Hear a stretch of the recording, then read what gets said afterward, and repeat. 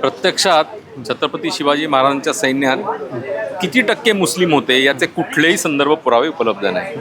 शिवाजी महाराजांनी व्यंकोजी राजांना पाठवलेल्या पत्रात शिवाजी महाराज म्हणतात की तुमच्या सैन्यात तुर्क असताना, म्हणजे तुर्क म्हणजे मुघल स्वतःला तुर्क म्हणायचे, मुघल म्हणजे मुसलमान, तुर्क म्हणजे मुसलमान, तर तुमच्या सैन्यात तुर्क असताना तुमचा विजय कसा होईल. म्हणजे शिवाजी महाराज म्हणतात की मुसलमान तुमच्या सैन्यात आहेत तर तुमचा विजय होणं शक्य नाही, तर ते स्वतःच्या सैन्यात कसे मुसलमान ठेवतील.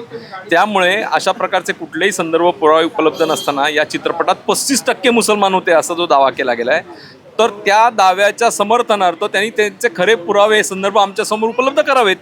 महाराष्ट्र शासनाने सुद्धा तज्ज्ञांची एक समिती नेमावी, त्या समितीसमोर हे पुरावे या लेखक, निर्माता, दिग्दर्शक जे खालिद का शिवाजी चित्रपटाचे आहेत त्यांनी सादर करावेत आणि मगच त्याच्या प्रदर्शनाचा, प्रसारणाचा विचार महाराष्ट्र शासनाने करावा.